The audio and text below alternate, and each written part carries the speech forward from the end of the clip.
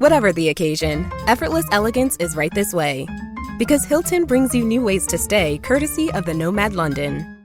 And it doesn't stop at award-winning dining in a space draped in velvet and illuminated by vintage chandeliers. No, this day goes beyond with unparalleled personalized service and attentive hospitality. Oh, and did we mention the Nomad London can be booked using your Hilton Honors points at Hilton.com? Hilton, for the stay. One day, not long ago, a producer friend of mine, Susan Gallen, an award-winning producer, called me and said, I have someone I want you to meet, and I need you to read her book. You are really going to think it's something special. And then she told me about Eleanor Reissa, who is a Tony-nominated director, a television actress, a playwright, former artistic director of the world's oldest Yiddish theater, and a singer who's worked everywhere in festivals all over the world and in our city. And Eleanor is a renowned storyteller in both English and Yiddish. Her parents survived the Holocaust, and she has a podcast in conjunction with Yale University, Those Who Were There, Voices of the Holocaust. This memoir, The Letters Project, A Daughter's Journey, is available wherever books are sold. So you say, Eleanor, and welcome to you. Oh, thank you so much, John. Died. Well, and you went through her things, and you found an old leather bag which had letters in it. But I'm going to let you explain. Well, when my mother passed in 1986, I found these letters in her lingerie drawer, 56 of them, all written in German, all written from 1949, all written from the man who would become my father, who had died in 1976, who she had divorced in 1966. And so it was really unclear to me why she kept these letters for so long and never told me about them. And I myself put the letters in my own lingerie drawer because I just didn't know what to do with them, and translating 56 handwritten letters is more difficult than one might imagine. And so it wasn't until 2018, 30 years later, I was acting in Paula Vogel's Indecent on Broadway, and I had some extra money and decided to have them translated. And the book is about these letters and where they took me to Germany and Israel and into my own life and into the world that I had no idea existed and who my parents actually were. You know, that's the part, too, that is so fascinating, because even if you did not grow up with a family or in a family that suffered the trauma that your family did, and even suffering in America when your father finally made it, your father, whom you knew as your father growing up, was a totally different person from the man behind those letters that you started to read as you had them translated. Yes, I mean, that indeed was so incredible. The guy I knew, the guy who was my father, who came to America in 1950, was a sweatshop worker. He had funny accent. He had false teeth. He didn't belong here. He was an other. And that's who I thought he was, Joan. That's who I thought my father was, illiterate, etc. And that's who I thought I was the daughter of. Right. But you weren't proud. I was not proud. I'm saddened to say I was not proud. Au contraire, right? I was kind of ashamed and kind of embarrassed and kind of wished that I came from a family that looked like Dick and Jane and Spot and Puff, a family where the father sat on a big chair reading the newspaper, smoking a pipe. Mm-hmm. And that's not who my father was, at least not in America. And what I learned was that I met my father was 50 when I was born and died when I was 70 when he was 76. And so 2/3 of his life had passed. Before I knew him in the last third, and in the last third post Auschwitz, post Death March, post horrors of Nazi Germany. That's who I knew. That's when I knew him. Before that time, I learned in this journey from my book was that he was a guy. I mean, he was attractive and hot and poetic and Loved your a man mother. of the community, and I learned how strong he was, Joan, right? Of course, and a man who had a real life and Yeah. real friends. But your journey was incredible too, because once you got into it and meeting a whole different world involved with translating these letters and who had histories too and past, this adventure took you to Germany, to other places that you never even thought you would go to, or truthfully never cared about much in those years. That's right. And it's a great word. It was an adventure. It's a bit of an adventure story mixed with a mystery of just because I was so unprepared. I was so open because my life in the theater is so improvisational, really, and I'm so not a researcher that I just followed my nose, and I was really lucky, wasn't I? The people that helped me, the strangers that led me. My editor said something like, "This journey was designed from above."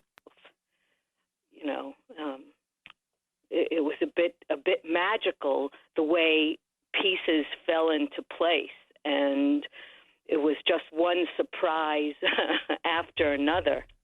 Well, and by coincidence, the letters revealed names. Now, this is years and years ago, and yet many of these names led to real people and real contacts.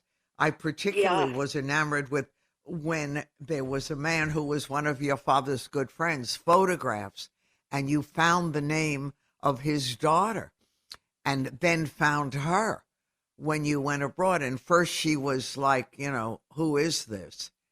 And then she agreed, all right, I'll meet you, when you said you had a photograph of her father. But the likelihood of all this happening is so remote and rare. Yeah. That meeting was remarkable. I went to one particular town, and in these letters, indeed, as you say, there are these names that meant nothing to me. And I went to one town, and a rabbi said, well, you should go to Stuttgart because there's a woman there who knows everything about the Jews of that time. And he spelled her name for me, and I thought, oh, my God, that name is so familiar. And as you say, I wound up meeting her. She was born 5 days before me, the same year. And her father, she knew the names in the letter. This one, my father missed out on a community of people who he knew and loved in order to be with my mother in the United States, where he kind of gave up everything to be with her. And then, of course, the marriage didn't work out. And the American dream wasn't happening. No, not for him. And it was, it was a life, as there's a Yiddish expression, such a life you wish on enemies. Right. And that was my father's life. But in Europe, he was something. And this woman who I met, I wasn't even looking for her, Joan. I mean, it wasn't like I thought, oh, I'll try to track down the names in these letters. It didn't. It just fell down like, secret word from Groucho, and that's how it went. That's how the whole trip wound up being. And then Eleanor, I'm talking to Eleanor Reissa, talking about the Letters Project. And Eleanor is very involved in the theater. She's a singer, a lecturer, a writer, a producer, a director, and went through an experience that was rather extraordinary.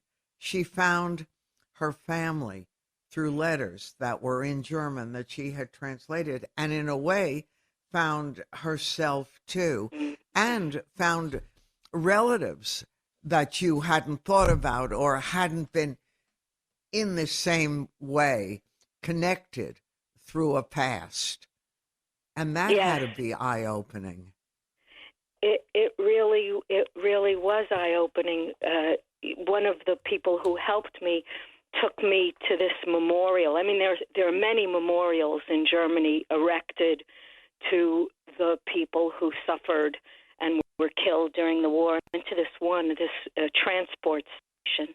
And it was certainly innocent enough. It was just a memorial, but it was like Maya Lin's Vietnam Memorial, and all these names were inscribed on what was really a group tombstone. And I found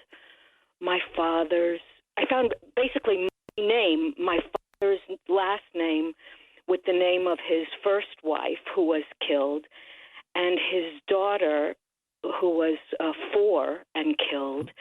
And I realized it hadn't occurred to me, because it just hadn't, that she was my half-sister. Yeah. So but it was a really inspiring trip, Joan. I mean, I always thought of myself as the daughter of Holocaust survivors, but when I read the account of my father in Auschwitz and on the death march, I understood that I was the daughter of a fighter, of a man who fought with every breath of his life, with every cell in his body. To survive. And that's what I realized everyone was, And he wouldn't, little things that you realize. He slept with his shoes on. Yeah. Because he was so afraid, as they were, that someone would take them. And little tiny things that one would never think of.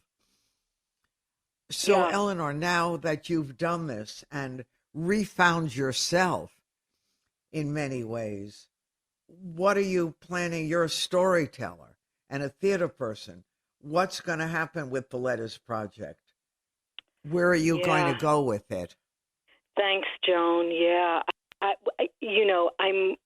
never worked so hard in my life. I mean, promoting things, it's so important for me that people read this, because it showed me who I was, and I think it could show people who they are and how to look at their parents and history in a way that they hadn't thought of before. And I'm hoping, my secret hope, of course, is that it becomes a kind of film for Netflix. And I was listening to your Juliana Margulies interview the other day, and I thought, oh, yeah, Juliana Margulies, I'd like to get her the book so that she star in this movie. That would be, why not? That's right. That's right. I mean, when you first found a package of letters, it never dawned on you where this would take you and what it's done for you. And it's also interesting when you think about your parents and your family and your father, and you were a good daughter. A lot of it was your sense of obligation, but you didn't really know this man, like so many of us didn't know our parents, even without the terrible trauma your family had gone through. They never revealed themselves.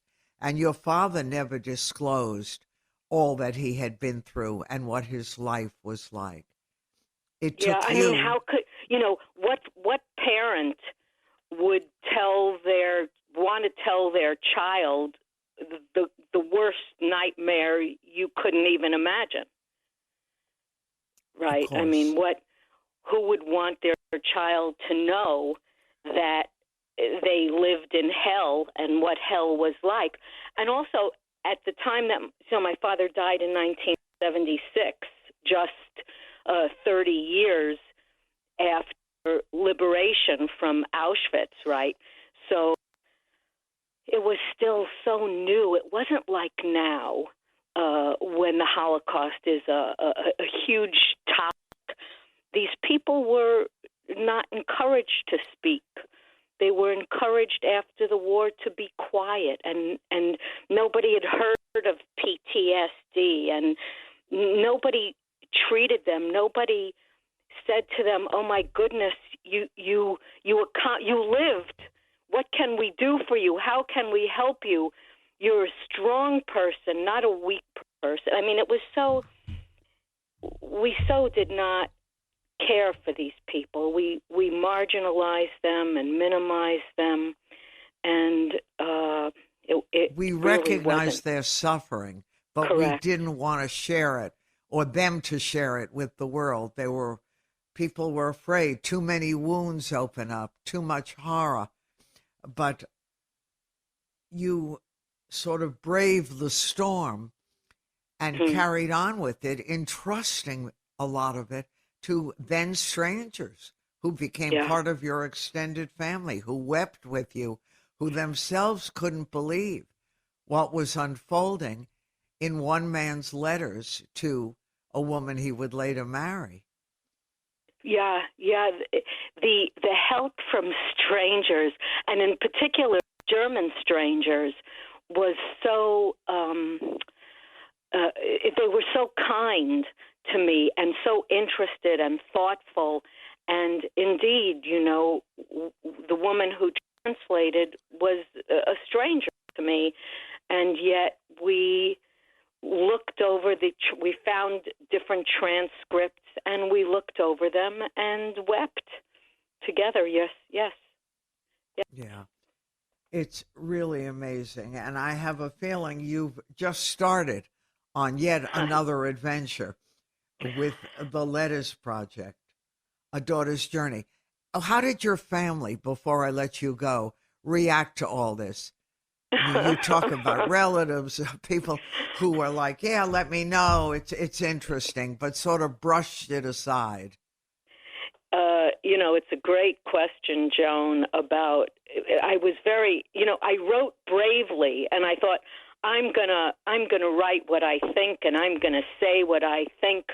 And people who have written memoirs before said to me, "Listen, you better be careful, because people who are alive may be angry at you." And I thought, "Oh no, I don't care. I'm I'm just going to be true to myself." And people did get angry with me when the book was published, and it was very upsetting Why to were they me. angry? Well, because I sometimes I say things. I'm pretty direct, and in the book, if I think something that's You say perhaps it. not that kind, I say so. And then, of course, it transforms, and I learn really that what I've said was not true. And I say that I made a mistake, but they go through a bit of a not so positive experience. And so, but everything's okay now. Well, part People of that is appreciate. they have to look at themselves That's in a correct. light, true or false. There's some reality to all of it. That is absolutely correct. And there have been things that certain people have not looked at for decades that this book kind of forced them to look at. And at first they were angry about it, but now it has enhanced their life, I would say. And it's even more meaningful because they got to shed something that they didn't know they were carrying with them for decades. Exactly. And they get to add the real story of a flesh and blood human being who survived the worst atrocities, only to find disappointment in our great country. And yet he left a story that's forever. Thank you, Eleanor. Eleanor Reissa. Thank you. I just want to thank you so much. No, it was incredibly moving. I learned, and I suffered along with you. The Letters Project, A Daughter's Journey. Well, I can't wait to hear what's happening next with this. Take care of yourself, Eleanor, and I hope we talk you too, again. Joan. Thank you. Hello, folks. Larry Kudlow here. Pay attention, because China is leading the largest anti-American alliance since World War II. One that's already dumped U.S. bonds, grabbed 43 million acres of our farmland, and is plotting to dethrone the dollar. That's why IRA and 401k savers are protecting their savings with gold. Please go to freegoldguide.com/Kudlow or just call 800-621-3908 for your free gold guide on how to protect your wealth with gold 100% tax-free.